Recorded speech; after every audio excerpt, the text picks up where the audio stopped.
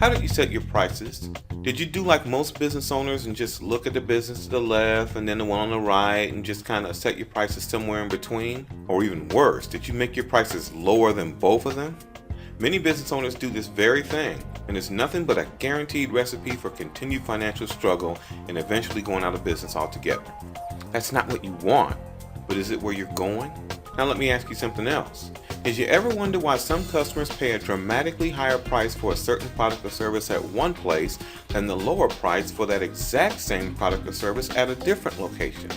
Why is it that a customer will drive past several lower cost businesses on their way to another business that charges significantly more for the same product or service? Drive right by them, burning up more gas and time for the privilege of paying a higher price?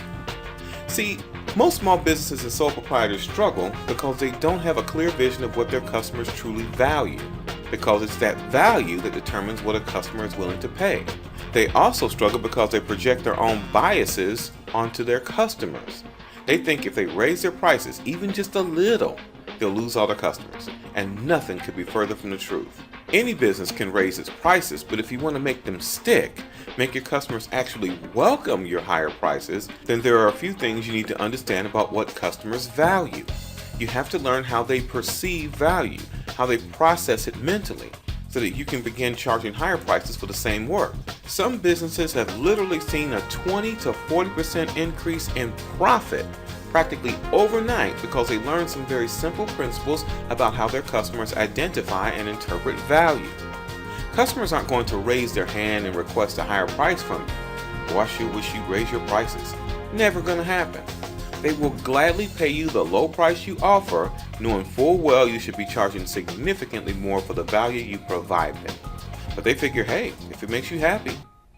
And speaking of happiness, which customers do you think complain more? The higher paying customers or the penny pinching, every price is too high type customer?